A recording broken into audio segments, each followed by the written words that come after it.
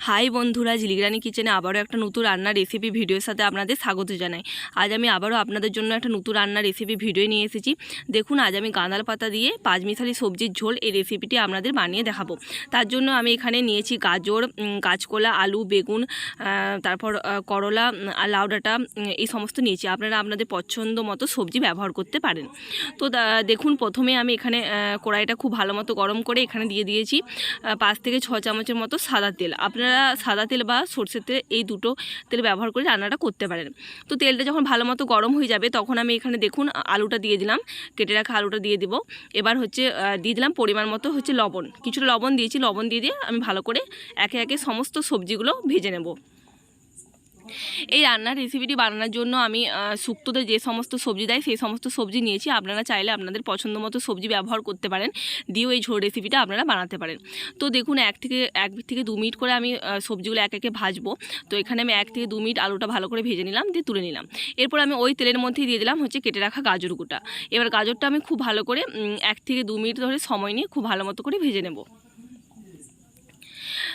ভালো করে 1 থেকে 2 মিনিট সময় নিয়ে খুব ভালো করে একটু করে ভেজে নিতে হবে। এতে সবজির মধ্যে যে কাঁচা গন্ধ থাকে সেই গন্ধটা চলে গেলেই হবে। তো খুবই যে একদম ভালো করে ভাজতে হবে সেরকম কোনো ব্যাপার নয়। কিছুটা লবণ দিয়ে আমি ভালো করে সবজিটা এক একে করে আমি খুব ভালো মতো করে ভেজে নেব। তো আমি এখানে দেখুন গাজরটাও কিছুক্ষণ সময় নিয়ে খুব ভালো করে ভেজে নিচ্ছি।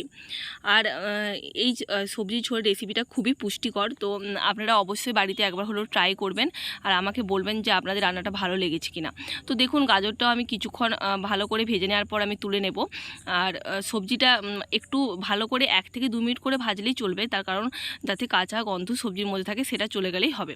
এরপর আমি দেখুন কাঁচকলা দিয়ে দিলাম। কাঁচকলাটা দিয়েও আমি খুব ভালো করে একে একে ভেজে নেব। আপনারা চাইলে একসাথেও সবজিগুলো ভালো করে ভেজে নিতে পারেন, কিন্তু আমি এখানে এক একেই ভাজছি সবজিগুলো, এই কারণে এতে রান্নার টেস্টটা খুব ভালো হয়। একটু সময় লাগে রান্নাটা বানাতে, কিন্তু রান্নাটা খেতে খুবই সুন্দর হয় আর খুবই পুষ্টিকর। তো এই রান্নাটা বাচ্চা থেকে বড়রা সবাইকে আপনারা দিতে পারেন, খুবই ভালো লাগবে আর খুবই পুষ্টিকর। তো দেখুন, আমি কাঁচকলাটাও কিছুক্ষণ সময় নিয়ে 1 থেকে 2 মিনিট করে ভালো করে ভেজে নেব। দিয়ে দেখুন কাঁচকলাটা ভাজা হয়ে গেছে। এরপর আমি কাঁচকলাটা আস্তে আস্তে করে তুলে নিচ্ছি। এরপর কাঁচকলাটা ভালো করে ভেজে তুলে নেওয়ার পর ওই তেলের মধ্যে আমি দিয়ে দিলাম করলাটা। এবার করলাটাও খুব ভালো করে ভেজে নেব। সবজির পরিমাণগুলো আপনারা আপনাদের পছন্দ মতো দিতে পারেন। তো আমি এখানে আমার পছন্দ মতো সবজিগুলো ব্যবহার করেছি। এরপর দেখুন করলাটা খুব ভালো করে ভেজে নেব। আর বলে রাখি, করলাটা এখানে খুব ভালো মতো করে ভাজতে হবে, নইলে সবজির মধ্যে একটা তেতো ভাব চলে আসবে। তো একটু সময় নিয়ে করলাটা 1 থেকে 2 মিনিট সময় নিয়ে ভালো করে ভেজে নিতে হবে। এবার দেখুন করলাটা খুব ভালো করে ভেজে নেওয়ার পর আমি তুলে নিলাম।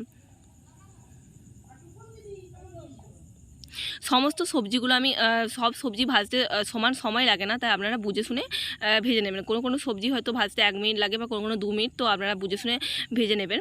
তো এরপর দেখুন আমি দিয়ে দিলাম বেগুন দেওয়ার পর আমি লবণ দিয়েছি। আর পরিমাণ মতো করে আমি সমস্ত সবজিগুলো ভাজতে লবণ দিয়েছি, যাতে করে সবজিটা ভাজতেই তার মধ্যে লবণটা ঢুকে যায়। তাহলে এই জন্যে আমি দিয়েছি। এরপর দেখুন বেগুনটা দিয়ে দিলাম। বেগুনটা দিয়েও ওই বেশিক্ষণ নাড়তে হবে না, 1 মিনিটও নাড়তে হবে না, কারণ বেগুনটা ভাজতে খুব একটা সময় লাগে না। সেই জন্য আপনাদেরকে বললাম যে সমস্ত সবজি ভাজতে সমান সময় লাগে না, আপনারা বুঝে শুনে একটু ভেজে নেবেন। তো বেগুনটা দিয়ে দেওয়ার পরে আমি এখানে একটু লাউ ডাঁটাটাও দিয়ে দিলাম। ডাঁটাটা বেগুনের সঙ্গে একটু আমি ভালো করে 1 বার থেকে 2 বার নাড়িয়ে নেব। খুব একটা বেশিক্ষণ লাউ ডাঁটা ভাজা চলে না, নইলে বেশি ভেজে নিলে একটু চিমড় ভাব হয়ে যাবে। তো আমি যেহেতু বেগুনটা দিচ্ছি, তাই বেগুনটার সাথেও লাউ ডাঁটাটা একটু দিয়ে দিলাম, যাতে কাঁচা গন্ধটা চলে যায়। তো কিছুক্ষণ নাড়াচাড়া করে আমি তুলে নেব। খুব একটা বেশি ভাজবেন না, নইলে লাউ ডাঁটাটা শক্ত হয়ে যাবে, তো সেই জন্য খুব একটা বেশি ভাজার দরকার নেই। তো এরপর দেখুন ওই কড়াইয়ের মধ্যে আমি এখানে দিয়ে দিলাম সাদা তেল আর সরষের তেল মিশিয়ে আমি দিয়েছি। যেহেতু সমস্ত সবজিটা আমি ভালো করে ভেজেছি, সেই জন্য আমি এখানে 3 থেকে 4 চামচের মতো তেল দিয়েছিলাম। এরপর 1 চামচ গোটা জিরা দিয়ে আমি এখানে পেঁয়াজটা দিয়ে দিলাম। পেঁয়াজটা দেওয়ার পর খুব ভালো মতো করে পেঁয়াজটা ভেজে নিচ্ছি। একটু সময় নিয়ে পেঁয়াজটা খুব ভালো করে ভেজে নিতে হবে, যাতে পেঁয়াজটা একটু লাল লাল হয় আর পেঁয়াজের কালারটাও চেঞ্জ হয়ে যায়। তো সেই জন্য পেঁয়াজটা একটু সময় নিয়ে ভালো করে ভেজে নিতে হবে। আঁচটা একটু এই সময় কম রাখবো, তাতে করে কি হয় পেঁয়াজটা না লেগে যায়। তো পেঁয়াজটা যাতে ভালো করে গলে যায় তার জন্য একটু লবণও দিয়ে দিয়েছিলাম। এরপর দেখুন পেঁয়াজটা আমার খুব ভালো করে ভাজা হয়ে গেছে, কালারটা অনেকটাই চেঞ্জ হয়ে এসছে।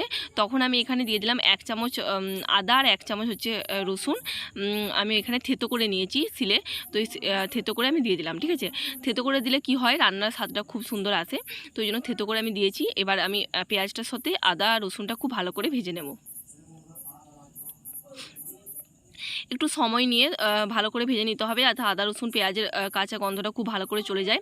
মশলা অত ভালো করে ভাজবেন বা মশলা অত ভালো করে কষবেন ততই রান্নার স্বাদ আসে।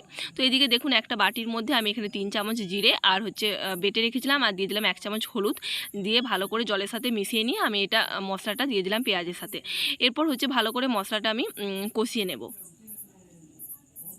1 থেকে 2 মিনিট ভালো করে নাড়াতে হবে। 1 থেকে 2 মিনিট খুব ভালো করে নাড়িয়ে নেওয়ার পর আমি এখানে দিয়ে দিলাম হচ্ছে কেটে রাখা টমেটোটা। এবার টমেটো দেওয়ার পরও খুব ভালো করে আমি মশলার সাথে টমেটোটা মিশিয়ে নেব। এখানে হচ্ছে আঁচটা একটু কম রেখে আমি ভালো করে মশলাটা খুব ভালো মতো কষিয়ে নিচ্ছি। 1 থেকে 2 মিনিট নাড়ার পর দেখুন টমেটোটা খুব ভালো মতো গলে গেছে। টমেটোটা এরপর খুন্তির সাহায্যে আমি কেটে কেটে নিচ্ছি আর মশলাটা খুব ভালো করে কষিয়ে নিচ্ছি। মশলা যত ভালো করে কষাবেন ততটাই রান্নার স্বাদ খুব ভালো আসে, সেই জন্য মশলা খুব ভালো করে কষাতে হবে। আর মশলা থেকে যখন দেখবেন তেল ছেড়ে দিয়েছে, মশলার কালারটা অনেকটাই চেঞ্জ হয়ে এসেছে আর কড়া থেকে আপনা আপনি দেখবেন উঠে আসছে, তখনই বুঝবেন যে মশলা খুব ভালো হচ্ছে কষানো হয়েছে, আপনারা দেখতেই পাচ্ছেন। এরপর দেখুন একটা বাটির মধ্যে আমি এখানে নিচ্ছি 1 চামচ গাঁদাল পাতা বাটা। এবার ওই বাটিটার মধ্যে একটু হালকা জল দিয়ে আমি হচ্ছে গাঁদাল পাতাটা মশলার মধ্যে দিয়ে দিলাম। এরপর দিয়ে দেওয়ার পর খুব ভালো করে 1 মিনিটের মতো কষিয়ে নেওয়ার পর আমি এখানে দিয়ে দিলাম ভেজে রাখা সবজিটা। ভেজে রাখা সবজিটা দেওয়ার পর আমি খুব ভালো করে 1 থেকে 2 মিনিট ধরে মিশিয়ে নিচ্ছি। খুব ভালো করে কিছুক্ষণ সময় নিয়ে হচ্ছে সমস্ত কিছু মশলার সাথে সবজিটা খুব ভালো করে মিশিয়ে নেব। আর গাঁদাল পাতা হচ্ছে আমাদের শরীরের পক্ষে খুবই উপকারী, তো এই জন্য আমি গাঁদাল পাতাটা ব্যবহার করেছি। গাঁদাল পাতাটা ব্যবহার করলে এই পাঁচমিশালি সবজির স্বাদটা একটু অন্যরকম হয়। আপনারা অবশ্যই গাঁদাল পাতা ব্যবহার করে এই রান্নাটা একবার করে দেখবেন আর আমাকে কমেন্ট করে জানাবেন আপনাদের রান্নাটা ভালো লাগলো কিনা। 1 থেকে 2 মিনিট খুব ভালো করে কষানোর পর আমি এখানে দেখুন পরিমাণ মতো জল দিয়ে দিয়েছি। যেহেতু সবজিটা খুব ভালো করে ভেজেছিলাম তাই খুব একটা বেশি কষাইনি, ওই 1-2 মিনিটের মতো কষানোর পরেই আমি এখানে জল দিয়ে দিলাম। তো জলটা আপনারা হচ্ছে দেখে শুনে দেবেন। তো আমি এখানে জল দিয়েছি দেখুন 5 থেকে 6 বাটির মতো, যাতে সবজিটা ভালো করে ডুবে যায়, যাতে সবজিটা ভালো করে সেদ্ধ হবে সেই কারণে। আর আমি যেহেতু একটু ঝোল হালকা ঝোল রাখবো, তো সেই জন্য আমি সেই বুঝে জলটা দিয়েছি। আপনারা চাইলে এটা হচ্ছে সবজি মানে শুকনোভাবে রান্নাটা করতে পারেন। এরপর যখন ভালো করে ফুটে আসবে তখন ঢাকা দিয়ে দিলাম। ঢাকা দিয়ে 10 মিনিট রেখে দিয়েছিলাম। তো 10 মিনিট পর দেখুন আমি ফিরে এলাম। তো দেখে নেব আমি ভালো করে সমস্ত সবজিটা সেদ্ধ হয়েছে কিনা।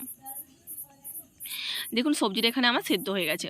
আপনাদের যদি আমার এই রান্নার রেসিপিগুলি ভালো লেগে থাকে তো চ্যানেলটি অবশ্যই লাইক করবেন, সাবস্ক্রাইব করবেন, পাশে থাকা বেল বাটনটি অবশ্যই প্রেস করে দেবেন, যাতে করে আমার চ্যানেলে রান্নার সমস্ত ভিডিও আপনারা সবার প্রথমে পেয়ে যান। আবারও নতুন নতুন রান্নার রেসিপি ভিডিওর সাথে আপনাদের সাথে আমার দেখা হবে। ততক্ষণ আপনারা সবাই ভালো থাকবেন, সুস্থ থাকবেন। নমস্কার বন্ধুরা, আমি আজ আসছি।